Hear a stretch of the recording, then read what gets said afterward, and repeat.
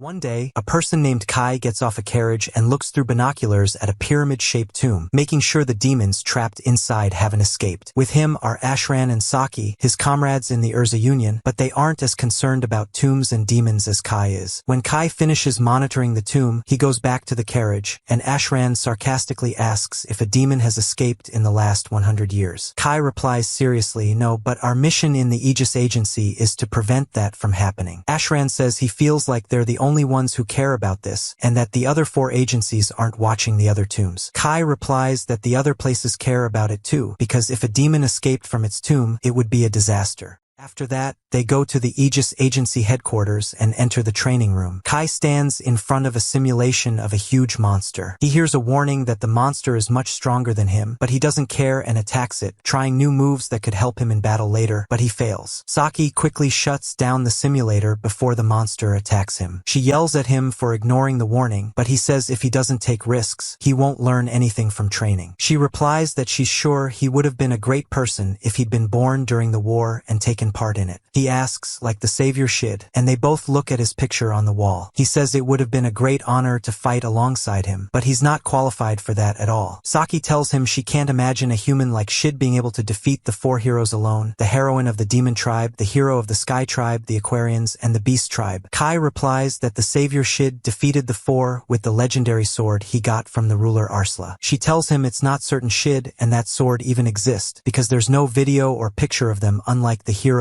of the 4 races. Then Saki goes to wake Ashran so he can hear, and tells them they should go buy a gift for Jan because she's transferring to the headquarters in the capital, and they won't see her for 2 years. And don't forget she's the youngest girl in history to be among the elite while still 17 years old. They hear a notification sound from Kai's phone and find out it's Jan, who sent a message telling him, meet me tomorrow at 10 at the station and don't tell Saki or Ashran. They start suspecting them, so Kai quickly escapes their questions. The next day, he meets Jan, and she tells him he's the only one who comes with her to shop without getting bored. She takes him to a store. He asks what she's going to buy, and strangely she says she's here to buy a gift for Saki and Ashran because by the time she comes back, they will have finished their service and become civilians, and probably only he and she will continue as soldiers of the Aegis Agency. He gets closer to her and says not to worry, she'll achieve her dream and defeat her father, the head of headquarters. He still remembers she said she'd do that when they were kids. She laughs, and they go choose gifts together. Then they go eat and enjoy their time. On their way home, Jan asks him, you were 10 when you got lost in the demon tombs, right? He says, yes, that was when your father took me with him to explore them. She says she was so surprised, and back then, he came back saying he saw Shid's sword. He remembers falling in the tomb and seeing the demons, finding the sword under him and reaching out to grab it, and tells her yes, and no one believed me then except you. She replies, but since then you've been saying it's your duty to make sure the demon tribe never leaves the tomb. He says he still feels the same way to this day. Suddenly, while they're walking, the world glitches, and Kai is shocked by what he sees. He feels like no one else can see it, and a black portal opens, sucking everything in. He hears a voice saying, "World restructuring activated." When Kai opens his eyes, he finds himself in the same place, but everything around him is destroyed. Suddenly, a demon appears from behind a building. Kai blocks its magic shots with his weapon case, and before the demon can shoot again, he runs to his weapon and fires magic-melting bullets at it. That's because his bullets are made with anti-magic elf magic. The demon is surprised that his bullets did that. The demon tries to shoot again, but this time Kai decides to counterattack. He gets closer and shoots an explosive bullet that kills it. Another demon appears, surprised that a human could defeat a demon, and prepares a very powerful magic shot. Suddenly, Saki throws a flash bomb at it, blinding it, and takes Kai away quickly in the carriage. Then she asks Kai, "Where are you from?" He calls her by her name in surprise, and she asks how he knows her name. Kai is confused and says, "I'm Kai." Saki asks Ashran if they know anyone by that name. Ashran replies, "Sorry, but have we met before?" Kai gets upset they don't know him and tells them they were comrades in a unit in the Aegis Agency. They are surprised about this agency thing and tell him they are from the Human Rebel Army, and there's no such thing here as the Aegis Agency. Kai says he doesn't understand what's going on. "Explain it to me." Ashran replies that a great war happened between the 5 races: the demon race who have great magic power, the race that lives in the sky like the winged ones with white wings and the elves, the Aquarians whose bodies are made of a core and water, and the giant legendary beasts like dragons. And in the end, humans lost. Kai is shocked because in the world he came from, humans won that war years ago. Ashran continues that was 30 years ago. Each of the 4 races took a city and took over the world. Kai asks asks what happened to humans, and Saki replies that since then they've been running and hiding. They take him underground and walk through a large tunnel. Saki tells him the demons took over the Urza Union, and all they could do was escape the city. They open the door to the new underground city humans built. Kai interrupts them while they're talking about the city and asks how humans lost the war. Saki tells him the demons out there attacked them in groups, so it was impossible to defeat them. He asks, what about the savior shit, and is surprised by their expressions, realizing they don't know anyone by that name. Suddenly, the main corps that supervises protecting the citizens passes by, and its leader is January strangely. Saki tells Kai that Jan is the leader of the resistance. He is surprised she's speaking about Jan as a man. They take him in front of the corps, salute Jan, and she asks who they have with them. They tell her they met him outside and that his memory is fuzzy. She says fine and walks away. Kai can't stand that Jan talks about him as if she doesn't know him, and angrily says, I'm Kai. We were just shopping together a while ago, and you said you wanted to buy gifts for Saki and Ashran. She asks what he's talking about. You must mean someone else. He gets upset she doesn't remember, and asks why she's wearing those clothes and pretending to be a man. Jan is surprised, and her assistant Valen stops Kai and silences him. Jan tells her to leave him, and they walk away. Saki and Ashran scold him for the way he spoke to Jan. At night, Kai thinks about the strange day he had, and how he and Shid are the only ones whose records don't exist in this world. Suddenly, he realizes the tombs exist here even though humans lost the war. He decides to go see them. When he enters one of the tombs, he finds the legendary sword inside. As soon as he touches it, he hears a voice saying, "This is the key to world reformatting." Suddenly, a portal opens and pulls him in. When he opens his eyes, he finds himself in a very strange place. Looking around, he sees a path and walks on it, drawing his sword. He finds a girl chained up and is shocked to see she has wings, but half of them are black and the other half white. He can't tell if she's winged or a demon. Suddenly, she says to him, "Please save me." He asks her, "Who are you?" And she replies, "My name is Raini. Please save me." Kai tries to cut the chain with the sword, but it doesn't break, so he thinks maybe they're magical chains and need something powerful to cut them. The legendary sword comes to his mind, and he says its name, making the normal weapon in his hand transform into the legendary sword. He breaks the chains and frees Raini. Suddenly, she jumps away, afraid he might be one of the demons. Strangely, she calls out to Vanessa, the demon empress, telling her to come out right now, saying she hasn't lost yet, asking if she really thinks she can stop her by sending such a weak demon. She tells Kai to go get her quickly, then fires lightning at him, but he dodges. Raini increases her power and fires a massive energy shot at him. Kai hears a voice saying the sword bearer can cut anything, so he tries cutting her energy sphere, and indeed it splits in half. Raini is shocked and asks him, "Are you a demon?" And he replies, "No, I'm human." She apologizes, saying she hates demons so much that she attacked without thinking. He asks her in surprise, "So you're not a demon? What race are you?" She tells him she's not a demon and it's not important which race she is. "Thanks for saving me and sorry I attacked you, but don't ask about my race." He says okay and introduces himself. Then he asks her if she knows where they are or how to get out. She replies no, she doesn't know. She was fighting Vanessa and suddenly found herself trapped here. He's shocked and asks her if she's strong enough to do that, and she confidently replies yes. She can wipe out an entire demon army alone. Suddenly, a portal opens and a girl resembling a robot comes out, attacking Raini, so Kai quickly saves her. The robot girl keeps attacking them, so Kai takes Raini and runs. The robot girl puts her hand through a portal, and another portal opens beside them. Her hand comes out and grabs Raini, with colored spheres appearing around her, making her scream in pain. Kai gets furious, jumps with the legendary sword, cuts the robot girl's hand, and grabs Raini. The robot girl says, "What is the forbidden sword doing here?" And a portal opens because of Kai's sword. He and Raini go through it, finding themselves in the tomb where he found the sword. Suddenly, Raini hugs him out of fear, and he tries to comfort her. She tells him he's the only one who's ever treated her kindly in her life, and that the other races rejected her, saying she wasn't one of them, with demons being the harshest toward her. That's why she's been fighting them all this time. Kai feels he's like her, because since he came to this world, no one remembers him. Then he takes her and they go home. He tells her to hide her wings so no one suspects she's not human. Kai thinks that ever since he met her, he's realized he's in a world where the outcome of the war has been reversed. Raini asks him what he means, and he replies, "Let's suppose the correct history is the one where we remember Shid, and the history we're in now is an alternate one." She tells him then all they have to do is escape this history and return to the correct one. He replies yes, but hopes there's a way to do that.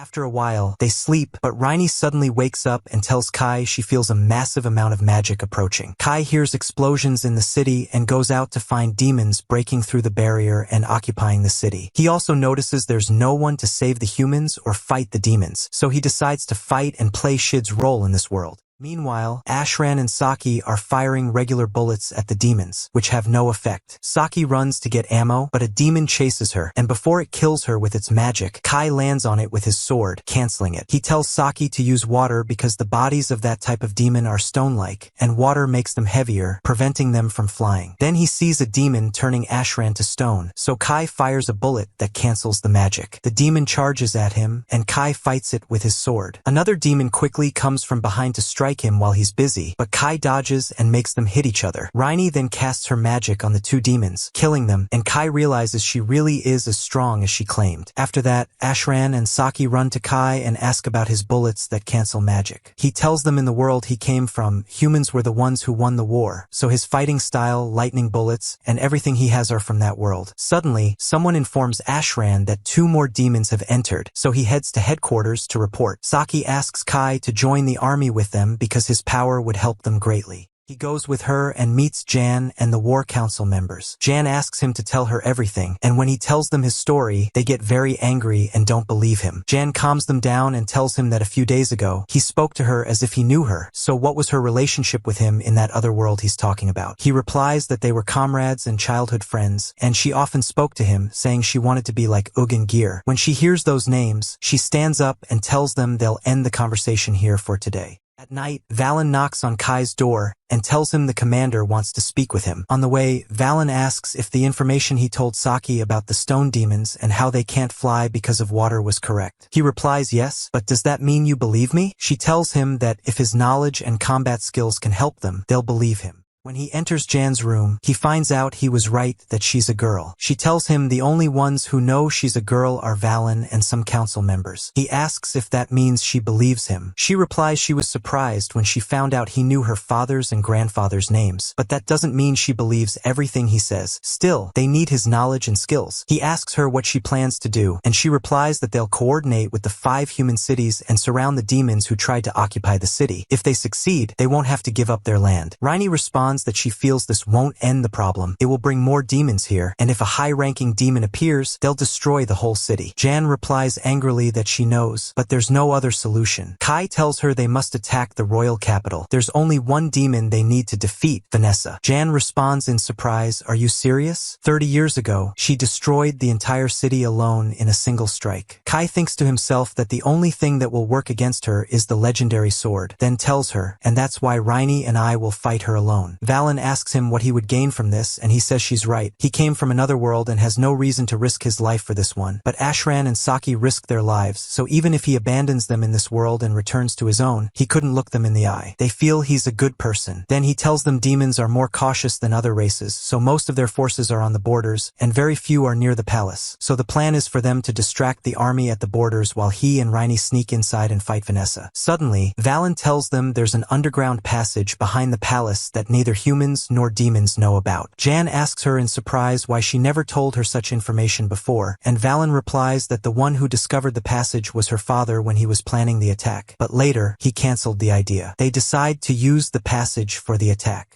The next day, the carriages move at night toward Vanessa's palace. When they reach the end of the passage, Jan stops to give them encouraging words, then they head out to the demons and find a huge number of them. The demons use ice magic on them, and Kai jumps over them, firing his anti-magic bullet. He gets close to one of the demons and blows it up with a single strike. But suddenly, more demons appear, so Kai decides to take them all out with a combined strike with Raini. He fires a lightning shot that ends the fight. Ashran asks him, "Was that you?" And he replies, "Yes, this bullet was made in my world," without telling them about Raini's power so they won't ask about her race. After that, they all enter the palace to rescue the kidnapped humans, while Kai and Raini search for Vanessa. On the way, Valen tells Kai that the attack he did was excessively strong, even though it was just normal lightning. He replies yes, it's a special bullet. She asks, even without pulling the trigger. There's no bullet that comes out without pulling it. Besides, she says she felt a strange presence from the start. Jan cuts her off, saying Kai said he'll challenge Vanessa with Raini, and that's what matters. When they reach the top of the stairs, Raini sees a small demon summoning a bigger demon. Suddenly, the demon appears behind them and grabs one of the soldiers. Valen quickly jumps in and cuts off its hand, telling the rest she'll handle it and for them to keep going. They leave her and go to free the kidnapped children and families.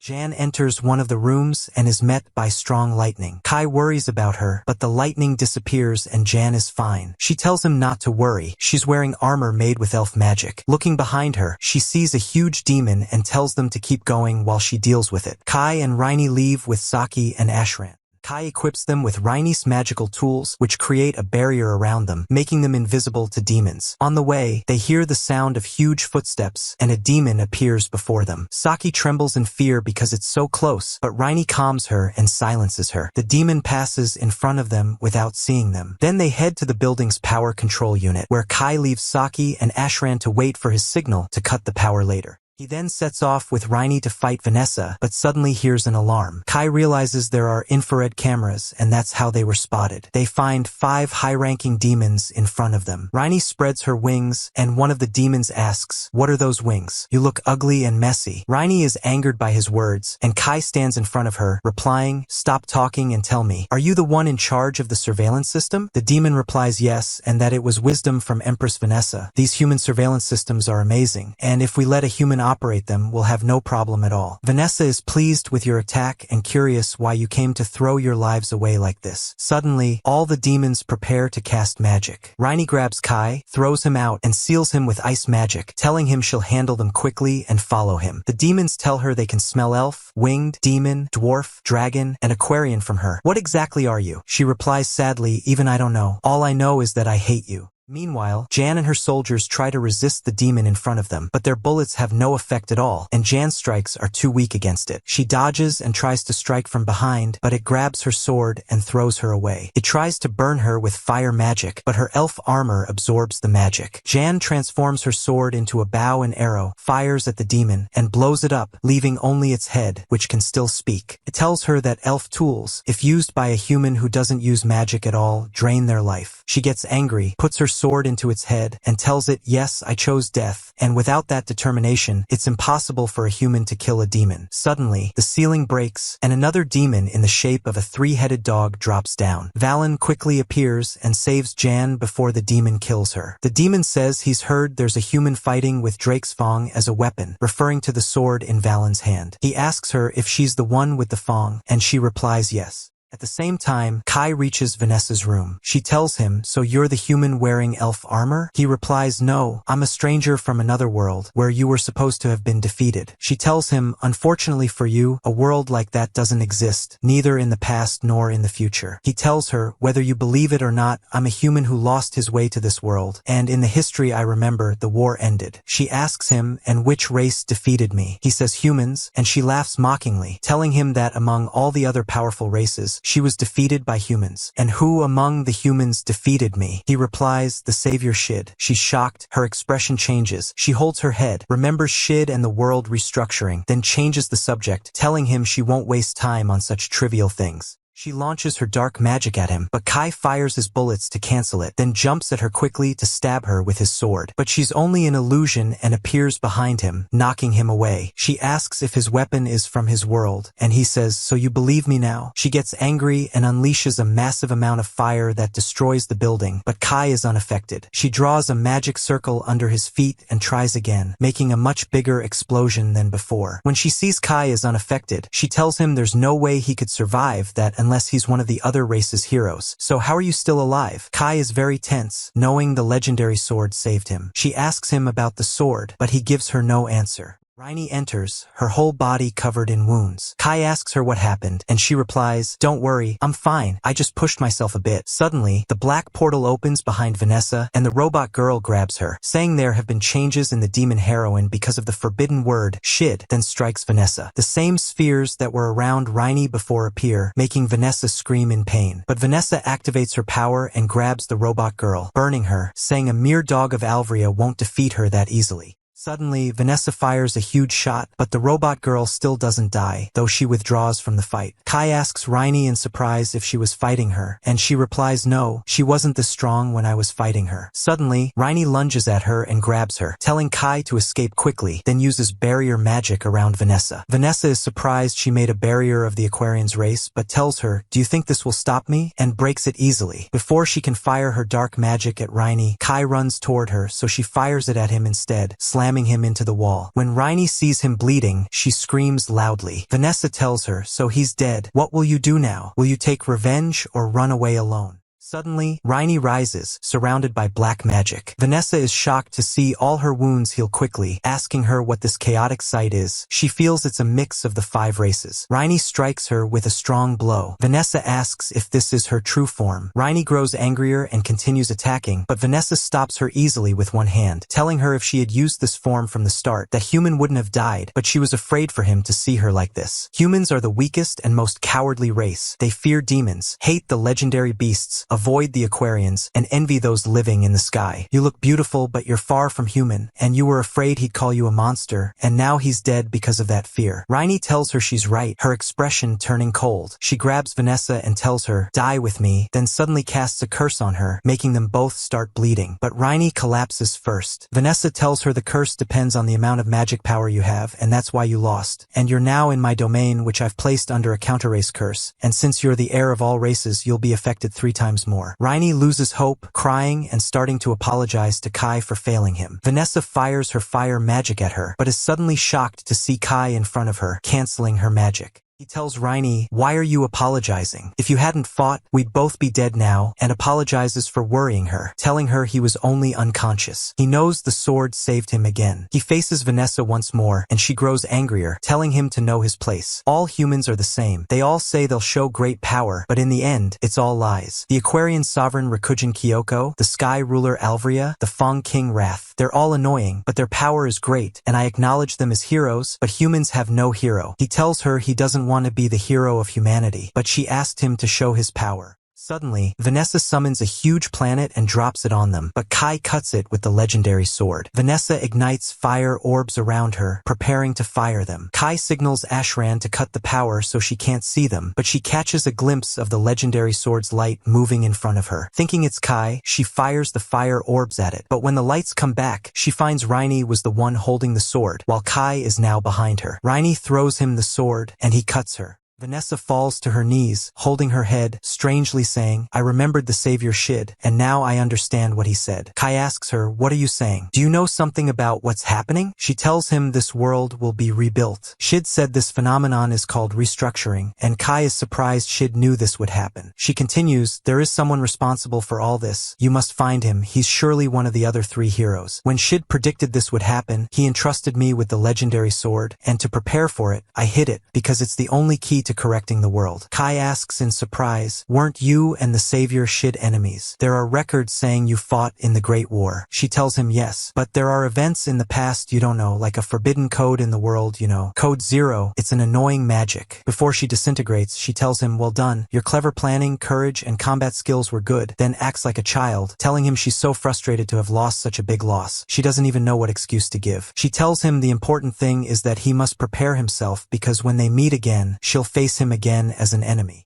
The next day, the news spreads of the rebel army's victory over the demons and the recapture of the Urza Union, and all the people rejoice. At the same time, Kai sits with Raini, and Jan enters, thanking them for helping achieve this victory, though she senses they aren't happy. Jan tells them that thanks to them, they could take back the city, and they can rebuild it to be even better than it was 30 years ago. Raini asks her what she'll do next, and Jan replies she'll leave Urza. There are other occupied cities, one occupied by those living in the sky, and another by legendary beasts, so she'll cooperate with other rebel groups. That's why she wants them to come with her. Maybe they can do the same thing they did in their world. Kai agrees because he wants to end the race war in this world. The next day, Kai and Raini are helping clean the place from the traces of the battle against the demons, when suddenly Raini smells the scent of another demon coming from the roof of the building they were in. She and Kai quickly go up, only to be surprised that the scent has disappeared. She realizes it's a trap, and the building gets surrounded by a strange barrier. A demon girl appears and says to Kai, "You're the one who defeated my sister Vanessa," then fires an energy shot at him. Kai draws his sword and cuts it quickly. The demon girl instantly moves behind him, and before she can put her hand on him, Riney pushes her away. Kai asks her, "Why are you here?" And she replies, "I just came to say hello, and my name is Heimerl." Kai feels pressure coming from her similar to the pressure Vanessa gave off. Heimerl continues, "Be careful. If we were both in the royal capital, you wouldn't have been able to win at all." He asks her if she's here to avenge Vanessa, and she laughs, telling him, "No, I love my sister, yes, but since she's not here, then it's my turn, and I'm actually grateful to you for defeating her." He's confused about what she means by "since she's not here," and she laughs, telling him, "Let's talk business now. You know, if the demons gathered, we could retake this capital at any time, right? But we're intentionally letting you control it this time, and that's why I'll suggest to you that we take a break and make a truce." Kai replies, "If you keep fighting us, you'll be at risk from the other 3 races anyway." She tells him, "Right? So you can take control of the royal capital now, but all the other areas will remain in demon hands, and as long as you stick to these conditions, we won't come near you." Kai replies that he'll pass her message to their commander, and she'll decide. She tells him, "Agreed. And keep in mind, I encourage you to fight the other 3 races." Kai asks her, "So you want us to wipe each other out and then you take the land easily in the end?" She tells him, "Yes, now do your best." Before leaving, she warns them that if they go to fight those living in the sky, Alvria has been acting strangely for a while. A few days later, the carriages move toward the city of Eio, and Kai is thinking about Heimerl and how 5 days have passed without her appearing again. Saki tells them the ones living in the sky are the elves, dwarves, jinn, and winged, meaning a race formed from an alliance, right? Kai replies yes, and they are more cowardly and smarter than humans, and they're always making new magical tools for battle. Suddenly, Riney senses something and tells Ashran to open the carriage window quickly. She gets out and sees a dragon flying above them, telling Kai quickly. They are all surprised because they're still in demon territory, where there shouldn't be any beasts. They climb out of the carriage roofs with firearms and shoot at it, but of course, such weak bullets have no effect on a legendary creature like a dragon. It attacks them and overturns 2 of their carriages. Kai gets out, and Riney charges her lightning, telling him to come so they can fire their joint shot. They fire it, and the dragon is hurt and flees from them. After a while, they reach the city of the Eio Union, and advisor Zevin comes out to welcome them. They are all impressed by the warm welcome, and Zevin tells Jan that the news of their victory over the demon heroine has increased hope in Joanna. Jan thanks him and tells him she wants to speak with Commander Dante.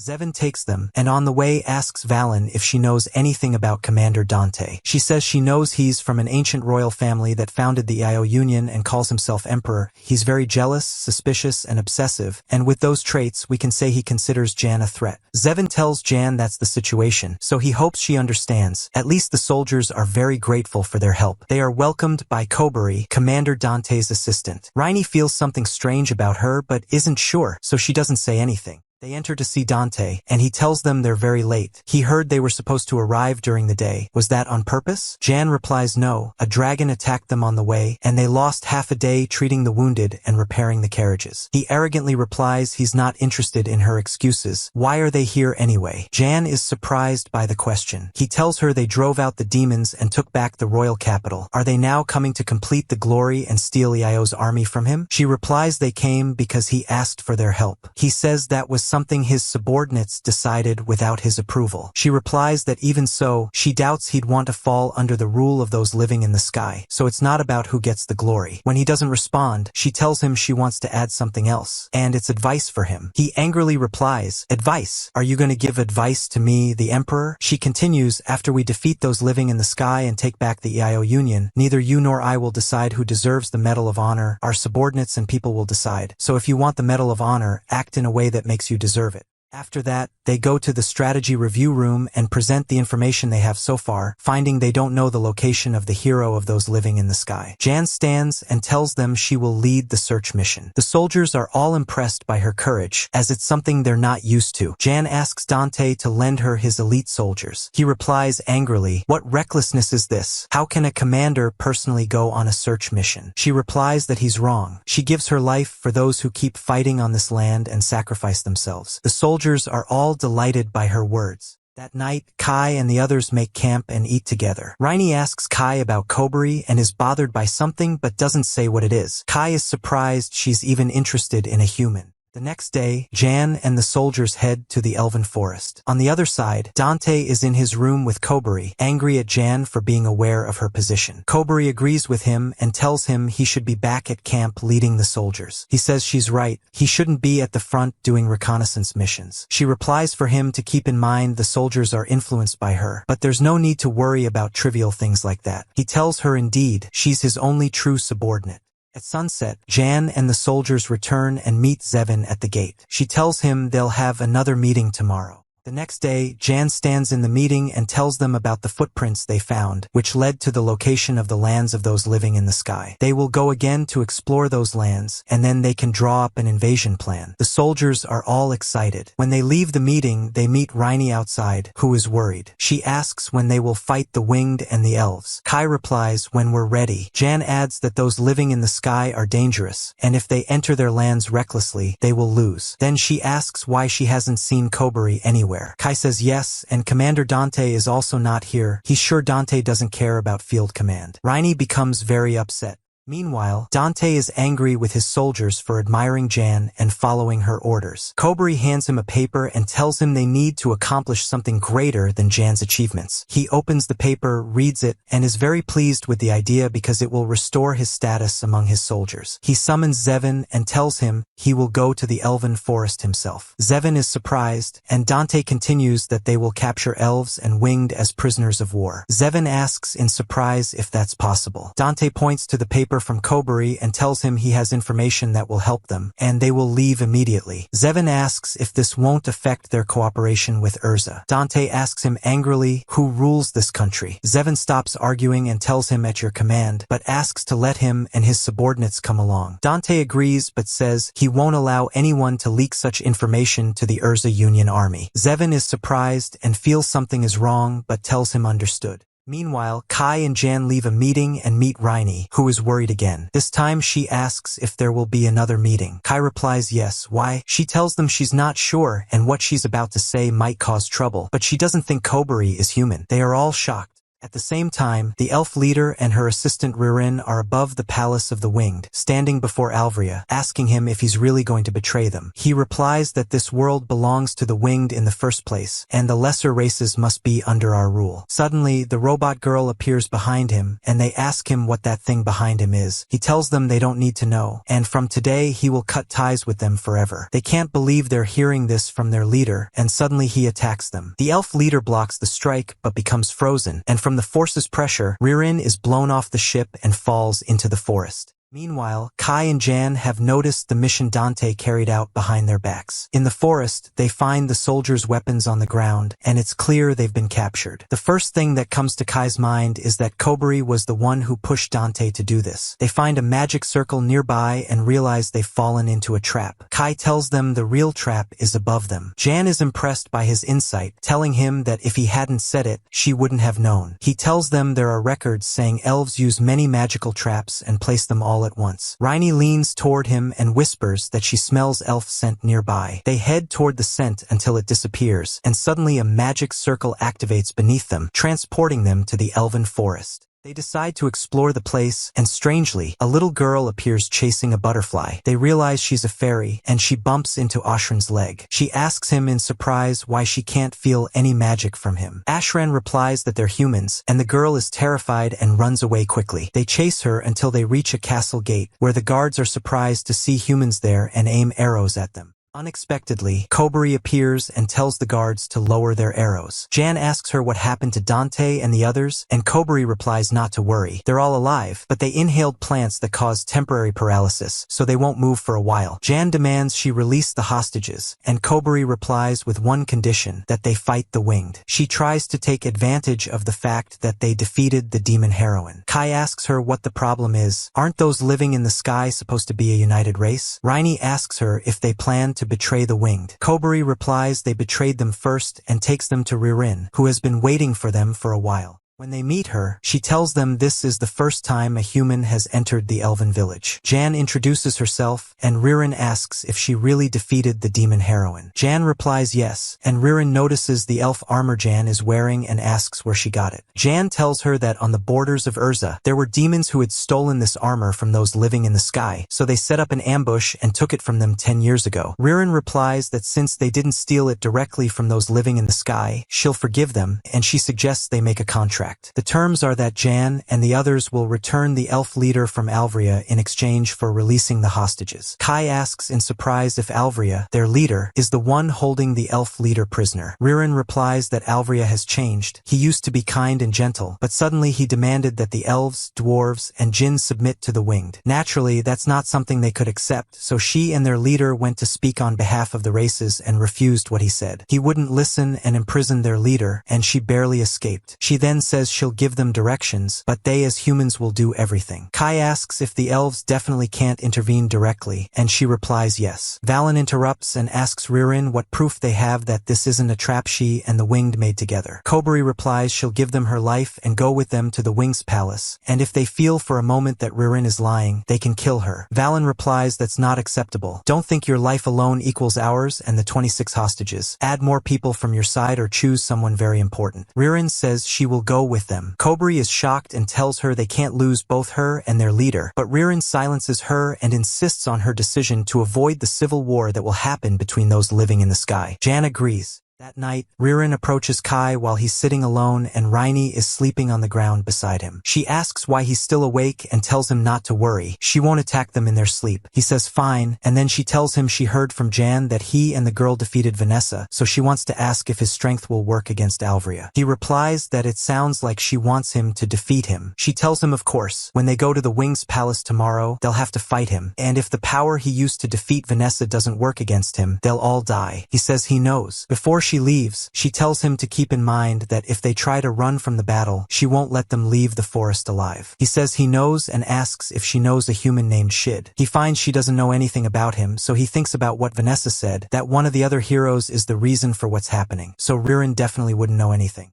The next day, Ririn takes them to a strange rock and uses her magic to remove the barrier, transporting them above the Wing's palace. Kai asks if all this protection is because they're afraid of humans. She asks in surprise, who would be afraid of humans? They're wary of demons, Aquarians, and legendary beasts. Kai tells her the demons did the same thing, meaning all the winged are now at the borders for defense, with only a few guards in the palace itself. Ririn realizes they didn't beat the demons by luck. When they enter the palace, they're surprised to see the winged guards igniting, with flames all around them. Then they move to the floor above, and suddenly a wind shot comes toward them. They dodge it and see it was fired by Vicious, the winged of war. Ririn tells her she can't believe she also turned against them. Vicious replies she's a servant of the sky ruler Alvria and follows all his orders. Ririn asks if she's the one who attacked the winged outside, and she replies yes, because they disobeyed Alvria's orders. And very soon he'll execute the elf leader as an example to the other races so they submit to the winged. She attacks them, so Kai fires his bullets to cancel her magic. Valen charges at her with her flaming swords, and Saki and Ashran shoot at her. When they see the situation won't end easily, Valen tells Jan and Kai to keep going. Ririn takes them and they go to the floor above,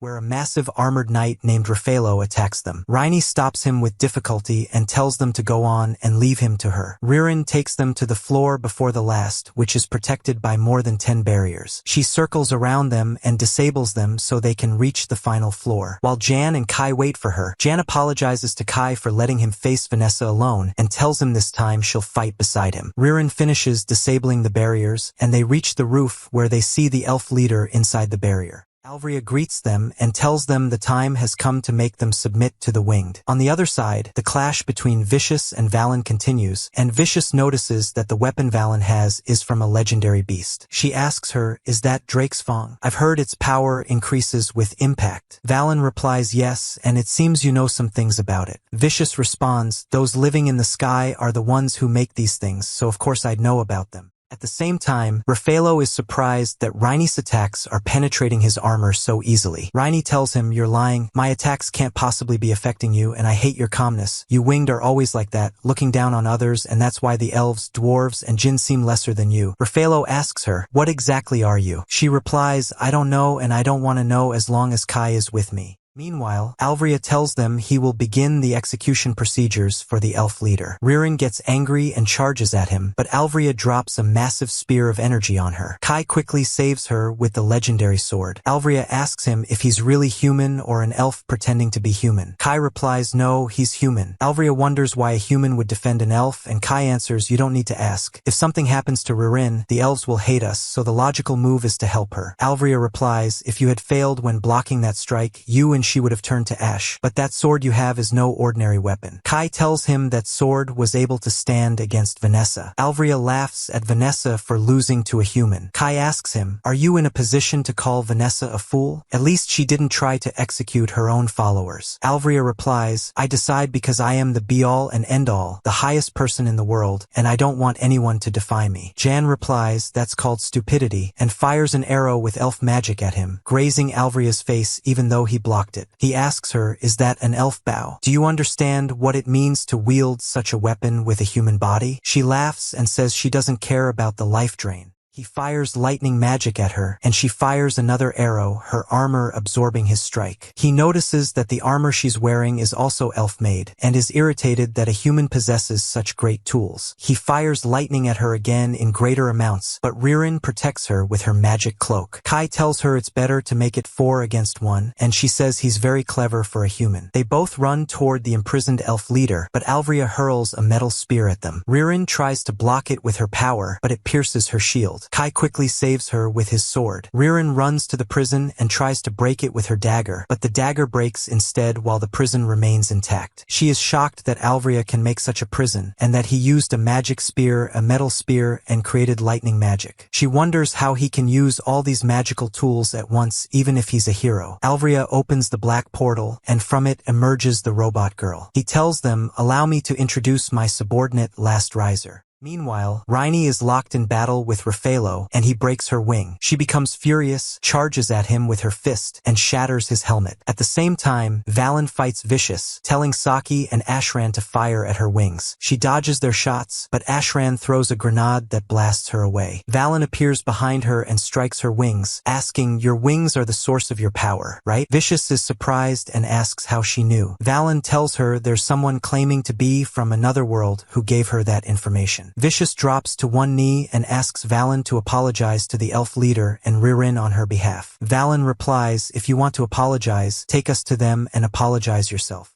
Meanwhile, Raffaello sits on the ground and tells Raini to keep going. She asks if he lost on purpose, but he doesn't answer her question and says that ever since Alvria changed, he and Vicious have been waiting for this moment impatiently. At the same time, Alvria orders Last Riser to attack them. She releases a powerful wind wave that shatters the ground and sends Jen flying. Raini quickly flies after her and catches her. Jan fires an arrow at Last Riser and thanks Raini for saving her, telling her she'll ask her and Kai to explain everything in detail after the battle. Raini sets her down. Alvria says, what is that horrid mixed creature? They ignore him, and Kai asks if he is the cause of the world restructuring. Alvria is confused and doesn't know what he's talking about. Kai then asks if he knows the savior Shid. Alvria feels pain in his head and begins to remember, but Last Riser quickly strangles him and says, detected unexpected fluctuations from the hero of those living in the sky due to the effect of the forbidden word Shid, executing code 0, removing Alvria's code from the world, beginning hero modification. She opens the black portal, swallows Alvria into it, then opens a portal for herself and enters it as well. They are all surprised and don't know if the situation is over or not. Suddenly, another portal opens and Alvria comes out. But strangely, his wings have changed color from white to gray, and his eyes are exactly like Last Riser's.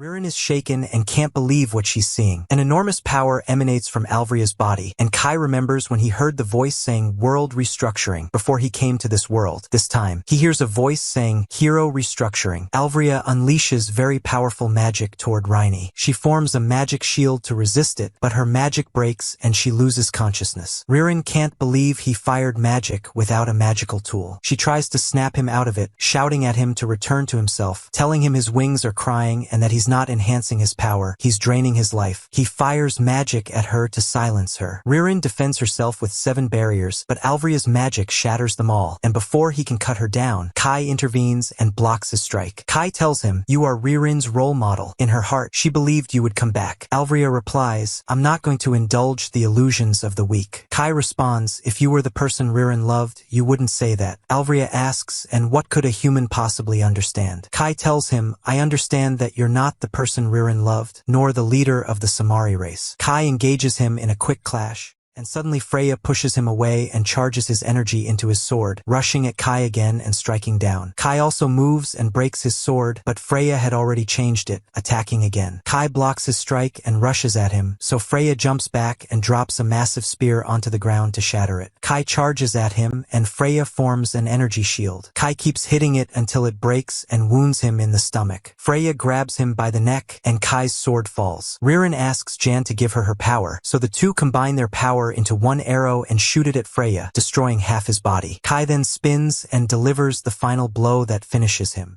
Freya regains his senses and tells Kai, "I can't believe I'm the one who lost control of his wings and ended up like this. Anyway, this place will collapse, you need to leave quickly." The prison of the elf leader is undone, and Freya tells them, "Tell everyone living in the sky that what happened was my fault," and tells Kai, "Shid entrusted me to deliver these words to you. This was supposed to exist." Kai asks what he means, and Freya replies, "I don't know, but he was very frustrated. But you must know that the reason for the world's reshaping is hatred, and you must eliminate it. I acknowledge you even though you're human, because I saw you risk your life to save an elf." Freya dissipates. After that, Kai asks the others if Freya changed when Last Riser appeared. Raffaello replies yes, and since then he began to distance himself from his followers and change. Kai wonders why he attacked him if she was his subordinate, and remembers that Last Riser first appeared when he saved Raini and seemed to be watching her. That night, Raini is asleep and has a nightmare that she and Shid are running from Last Riser. She wakes up startled and finds Kai and Jan, with one of her wings visible. Jan asks her, "Will you explain to me?" Raini tells her everything from the start, and Kai apologizes for not telling her earlier. Jan asks her if she thought she would harm her if she told the truth. Kai replies that would be the natural action for the leader of the rebellion army. Jan says, "You're right, honestly, I would have thought you were spies for the demons." She tells Raini, "But Kai told me you fought the demon hero with him and saved humanity, so of course I believe you now." Raini is happy she believed her. Kai says he feels they should tell Saki and Ashran too, but they'll be shocked. Jan replies yes, because even if they don't mind, it could cause conflict among the soldiers, so she feels it's best the matter stays a secret between the 3 of them.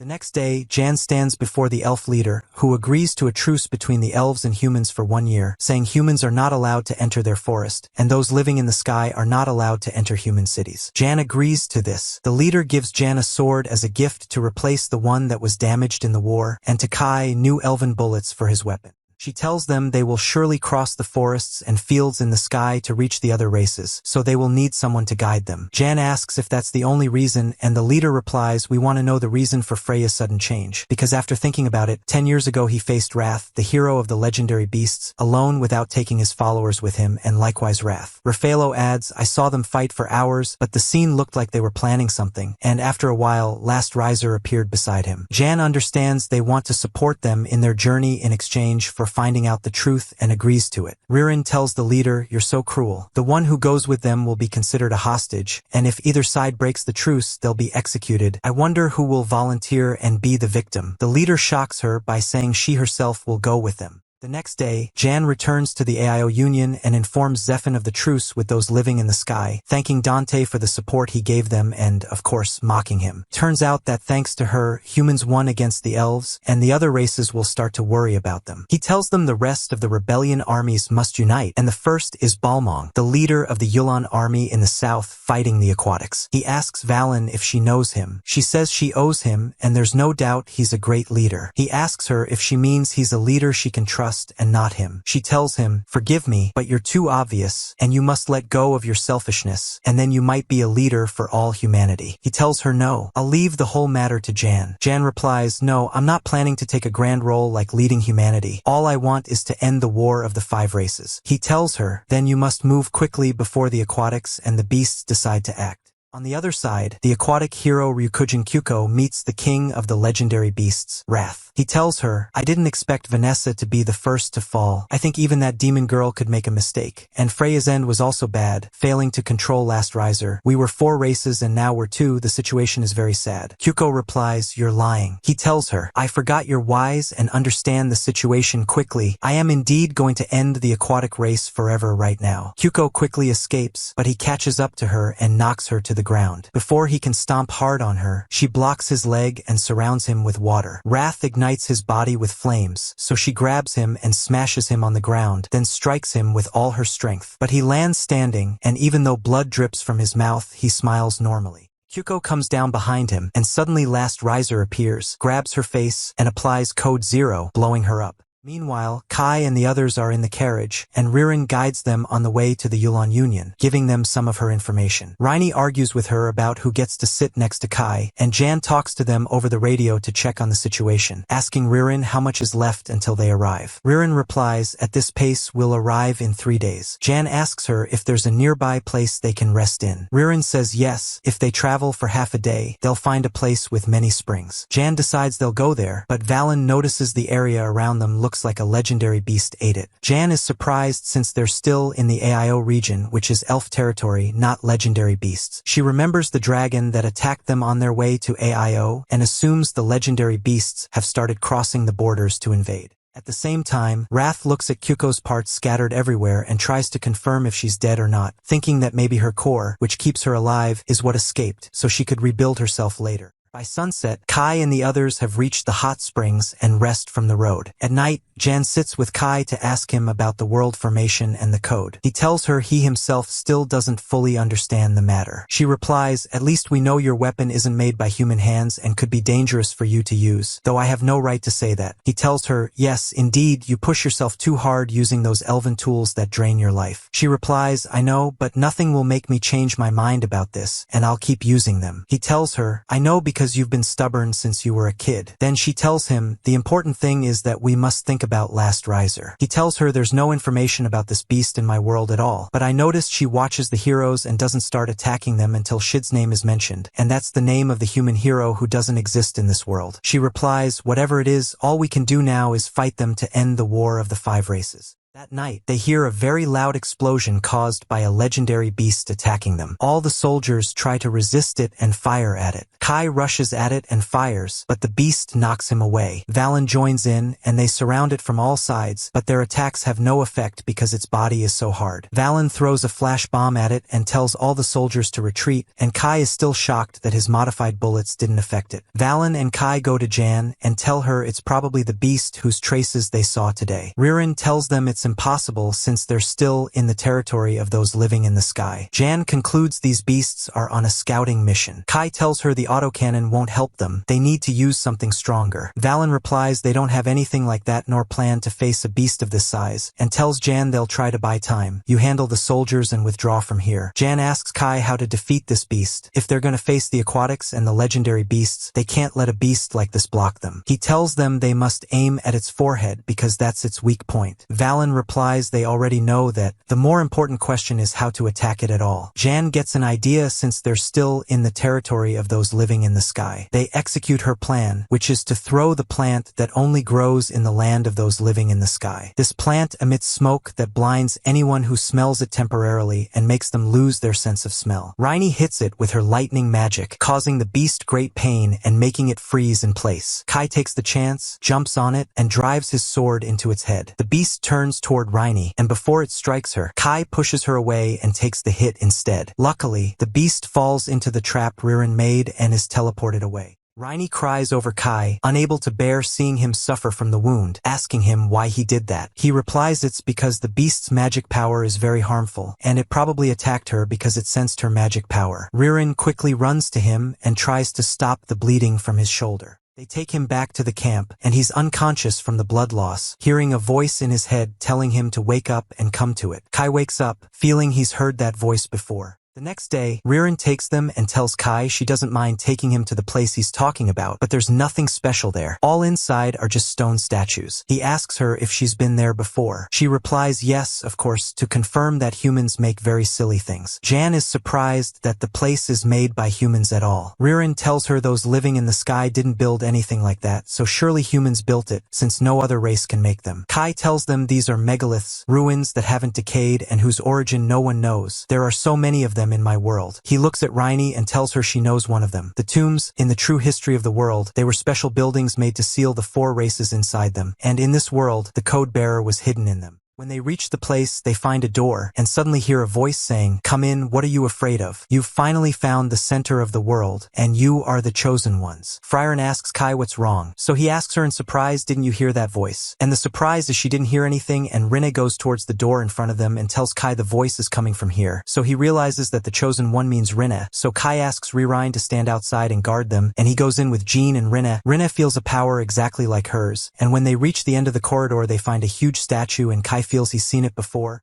And suddenly they hear the voice again, telling them she's glad they came, so they look around to see where the voice is coming from. But the shock is the voice is coming from the statue, so the statue tries to calm them down and tells them, "As you can see, I'm weak right now." So Jean asks her, "Who exactly are you?" She replies, "I'm a being from the world where the Great War ended, and I've been waiting for this moment eagerly, to choose the person who will take Shade's place in this world." So Kai is surprised she knows Shade. She tells him, "Of course I know him very well, and even more than you." So he asks her, "What do you mean?" And she tells him, "Look closely, you should figure it out yourself." So he remembers the painting he and Saki were sitting looking at and talking, and is shocked that she's the ruler who gave Shade his weapon in the first place. She tells him, "For you I'm called Arsla Salaka, a ruler who can see the future, and a very long time ago humans used to love me. So I made the great code sword to protect them." So Kai remembers when Rinne fired the energy orb at him before she knew him, and he heard a voice saying this sword can cut anything, to prevent unnecessary death from this world. So he asks her in surprise, "That voice was you?" She replies, "Glad you remembered." So he tells her he feels like she's helped him a lot. She tells him, "I'm glad you're the one who took the code bearer sword in this world." So Jean asks her, "What do you want from us now?" She replies, "I have a task for you, and I want you to do it because I can't do anything anymore after I used up all my power making the code bearer, and that's also why I couldn't stop the world's reshaping." So Kai asks her to explain this reshaping thing to them. She replies, "Unfortunately, I don't know much about it either. What I know is this world was altered to replace it with this false history, and of course for Shade to be erased from it so humanity wouldn't have won the war." So Jean replies angrily, "Wait, I can't believe this. Humans have been fighting in this world for years, and you suddenly come and tell me all that is fake. So all that effort and sacrifices aren't real." She replies, "Not at all, because of the world's reshaping fate was also reversed, and the reversal process is incomplete, meaning if the world had fully reversed, what do you think would have happened?" She thinks and can't find an answer, but Kai replies, "We would have been in a world without humans at all." The ruler replies, "Exactly. But humans exist in this world thanks to your effort and sacrifices. They're trying to change the situation and your efforts are the only real thing." So Jean is reassured and the ruler tells her, "You have a mission, and that is you must fix this world. You will be the savior instead of Shade." So Kai is shocked because he thought he would be Shade, and Jean asks, "Why me?" She replies, "I've observed this world and found that humans are oppressed by the other 4 races. So among all these only a few deserve to take Shade's place, and you're one of them." She tells Kai, "You're also one of them, but you weren't supposed to be in this world at all, so I decided Jean is the most suitable." So Jean asks her, "What am I supposed to do?" The ruler replies, "Keep fighting and defeat the 4 races and Last Razor, and when you do that the world will return again." So Kai asks her, "Do you know what this Last Razor is?" She replies, "No, it's a strange beast not even in the original history." So Jean asks her what will happen to this world after we defeat the 4 heroes and Last Razor. She replies that will depend on the extent of the erosion caused by the reshaping. No one can determine how much alteration has happened to this world. No one knows if it will return to the original world where humans won or continue in its current state after humans win. After that they leave the place and Kai asks Rinne, "Why were you quiet all this time?" She tells him, "Nothing, but I couldn't decide if that voice was good or evil. I felt great comfort on one side and a very bad feeling on the other." So Kai reassures her and tells her as long as she's the one who made the code bearer then at least she's not our enemy. When they go out, Ririn asks them, "Why were you so late? Did you find anything inside?" And before Kai answers, Jean tells her nothing, it was just a statue. And then Ririn stops Rinne and asks her to pick the fruits of a certain tree for a medicine that can heal any wound. And on the other side, Kai tells Jean, "Don't worry, I'm with you until the end, and we'll end this war together." She tells him, "You're right, but I still can't believe all that's happening." And she asks him, "How did you meet my character in the other world?" He tells her, "We were classmates and friends too." She asks him, "So will we be friends in this world too?" He tells her, "Of course," and they joke together. Ririn and Rinne return, and they go afterwards to the carriages to continue their way towards the Yolan Union.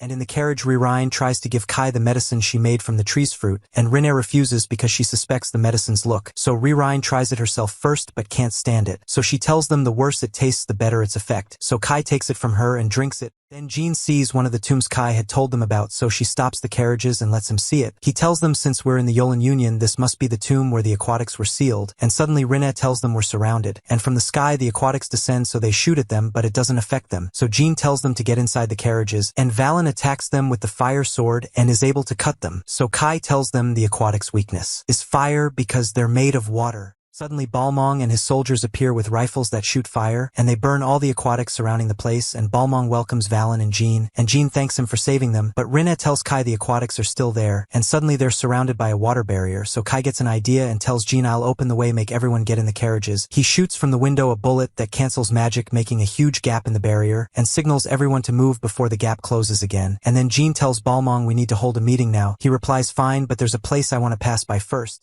And he takes them to a strange lake and tells them he and his soldiers came to explore this lake in the first place. So Jean asks him what's in this lake. He replies, if you look at the map, you'll find we're in Arc Plane and there's supposed to be no lake here. So Rinne replies to him telling him you're wrong. This isn't a lake at all. It's a spirit. And suddenly the lake transforms into the aquatics hero Kyoko. And the first thing she tells them is that humans always get in her way, and she attacks them with water, so they dodge the strike quickly, surprised that the water strike's impact destroyed the ground. Kyoko forms a huge ball of water and drops it on one of the carriages, destroying it. Kai quickly charges at her with his sword, slicing it in half, and signals the others to shoot her and try to burn her. But she uses a technique to protect herself and quickly rebuild her body, and the bigger surprise is that she blows the flames back at them even though her body is made of water. Kai stands in front of the fire and slices it with the legendary sword. Kyoko asks him, is that the code bearer? Why do you have it? Kai is surprised the Aquarians speak, and Kyoko continues, that sword was with another human. Suddenly her expression changes, and she asks herself, what did he do to me? Kai asks, you mean Shid? She replies, yes, the person I hate most and the enemy of all Aquarians. But he's the one who made me a sage and taught me the human language so I could understand his words, and the Reformation was only the beginning of the world's transformation. Kai is shocked this is just the beginning and asks, so it's not just the Reformation? The black gate opens behind Kyoko, and Last Riser comes out, grabbing Kyoko and saying, the Aquarian hero has been affected by the forbidden word Shid, executing Code 0, removing Kyoko's code from the world, and blasts her. But Kyoko reforms and says, I'm already mad at you. Last Riser is shocked and says, unexpected damage, priority is protecting the sealed body, then returns to the gate. Kyoko lands on the ground and tells them, let's call it a day. I'm tired. Balmong points his gun at her and asks, what are you planning? Trying to buy time. She replies, your interpretation is sweet, but I can't explain anything. I suggest you stop shooting. Balmong angrily says, you attacked us first. She tells him, I had to because I thought I'd fallen into a trap while I was regenerating. Kai is surprised by the word regenerating and asks, were you that drained? She says, you're a bit smarter. That's not nice. I was fighting Wrath, the beast hero.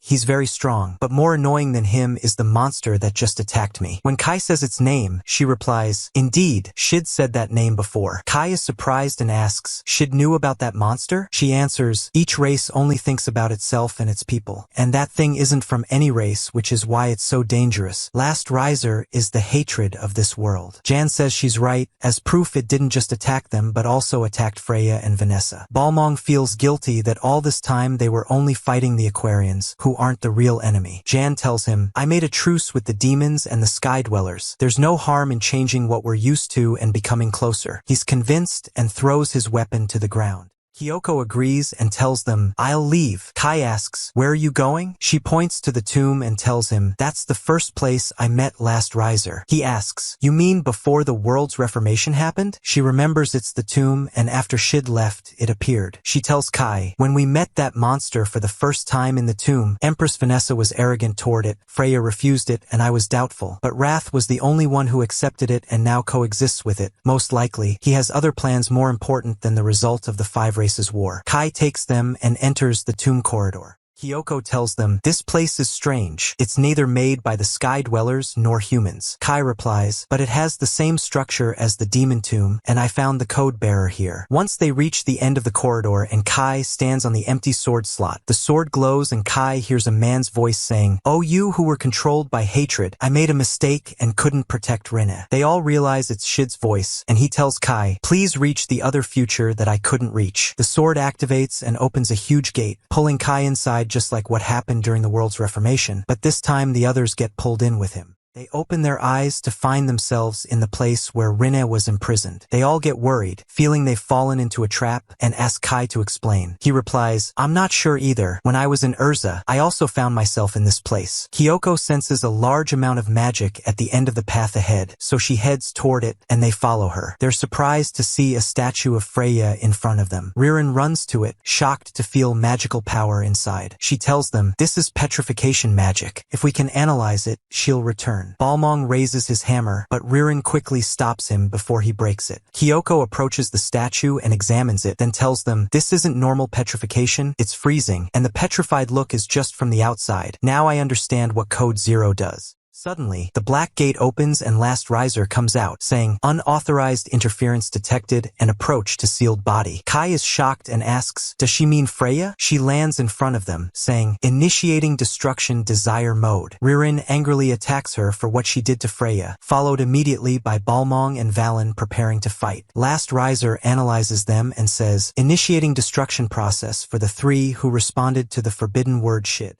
Suddenly, a gate opens above them and takes them and Jan away, leaving Kai, Rinne, and Kyoko. They realize she did that because they're the only three with memories of Shid. Meanwhile, Jan and the others find themselves outside the tomb. Jan gets angry and starts heading back to it. Valen asks, "Where are you going?" She replies, "I'm going back. Surely the gate to that strange world hasn't closed." Balmong tells her, "That monster isn't normal, and you won't be able to defeat it like this." She replies, "I have one last method." Ririn tells her, "Don't use it and shorten your life for something like this, and the alternate gate has already closed." Jan angrily asks, "Then what should I do?" Ririn tells her, "First, we need a plan." Balmong agrees, "Right, I don't have a plan, but let's go back after we gather our weapons and prepare ourselves." Ririn tells them, "There's something I want to try, but you'll help me with it." At the same time, Kyoko shoots water at Last Riser, but it has no effect. Kai runs at her and cuts her tentacles with his sword. Kyoko asks Rinne, "Why aren't you fighting?" Rinne replies, "I'm very afraid of that thing and don't want to look at it even though I want to fight beside Kai." Kyoko tells her, "Then at least give me your magic," and puts her hand on her, absorbing some magic. She jumps at Last Riser, freezes her, and shatters the ice. But she feels something strange, and at that moment a gate opens on the ground and Last Riser comes out again. They realize she regenerates and wonder why she didn't do that when she fought them before. Then they realize she can only regenerate in the strange place they're in now. Kyoko asks Kai, "How did you escape from here the first time?" He says, "I was scared, so I cut space with the code bearer." She tells him, "It's really frustrating that I have to rely on that sword." She extends her water to take Freya's statue, which greatly angers Last Riser. Kyoko decides to use it to make her follow them. Kai tells her, "Don't damage the statue." She asks in surprise, "You care about Freya?" He says, "No, but Ririn will be upset." Then they run quickly and Last Riser chases them. Kyoko tries to burn her, but she regenerates again. Kai opens the gate and they go out with her following them. This time, Kyoko burns her and turns her to ash. Meanwhile, Ririn is making a weapon, and suddenly they feel a strange quake coming from the tomb. At the same time, Last Riser comes out again from the rift Kai made in space. Ririn senses from her location a huge magical power. Rinne looks at Last Riser, terrified of her because this is the form she had when she imprisoned her and Kai saved her. Kai asks Rini if she is okay, and she replies, "I remembered Shid was fighting this thing to protect me, but in the end, it took me and imprisoned me," so he tells her not to worry, that will not happen again. Last Riser extends her hand from the gate and appears in front of Kai, so he blocks her with the sword, and Kyoko jumps on Last Riser with a water hammer, but she flips the table on her and traps her with Code Zero, and Freya's statue slips from Kyoko's hand. Kyoko tries to escape from Code Zero but cannot, so she gathers her energy and blows up the whole place, and the statue goes outside the tomb, so Jan runs to it. On the other side, Kai wakes up to find Rini next to him, and she tells him she made a barrier around them before Kyoko blew up the place. But the shock is that Last Riser is still alive even after Kyoko blew herself up. She transforms into a terrifying form and grows black wings, then flies quickly toward them, grabbing Rini and leaving the tomb. She starts to squeeze Rini, who screams in terror and cannot even open her eyes. And suddenly Rini's magical power activates, and lightning strikes Last Riser, causing both of them to fall to the ground. Last Riser extends her tentacles, so Kai stands in front of her to protect Rini, and Valen and Balmong enter, and the three of them try to break her barrier, but she uses her wings to blow them away with the wind. Balmong throws a bomb at her, and Valen ignites it with her sword, and the rest of the soldiers fire at her, yet she is not affected at all. At the same time, Jan aims an arrow at Last Riser, and Ririn tells her that this spiritual fire arrow has absorbed enough heat and magic to burn her forever, and it is the only one she could make, so do not waste it. Jan shoots the arrow, piercing the barrier and lodging in Last Riser's head, causing a massive explosion, and finally Last Riser dies. Even though her body is on the ground without a head, Balmong tells them not to lower their guard since they do not know what could happen next. Suddenly, Last Riser starts saying incomprehensible words, and a massive gate opens, beginning the world's reshaping again as if she has a backup plan. Kai and Rini are shocked when they see everyone around them moving like in a movie, and the stranger thing is that Kai sees another version of the Code-Bearer's sword coming down from the gate, and the one who takes the sword and holds it is Shid, but it is a fake version of him altered by Last Riser. On the other side, Wrath is standing, watching what is happening, and says, "All of this is your fault, Shid, but I will not give up. Even if everything in the world is destroyed, I will protect my people." Kai gets furious and attacks Shid, telling Last Riser she has no right to use that name. Rini jumps on Shid's copy, holding his face and using lightning magic, but it does not affect him, and suddenly he opens a gate and enters it. Kai attacks him but cannot defeat him. However, he renews his will and determination, grabs his sword again, and this time increases his power greatly, releasing energy on Shid's copy, who fails to block Kai's strike, and a rift in space opens. On the other side, Rini is chained again in the same place where Kai met her for the first time, but this time she has determination because Kai is with her, and she does not let despair overcome her. She breaks the chains and escapes again.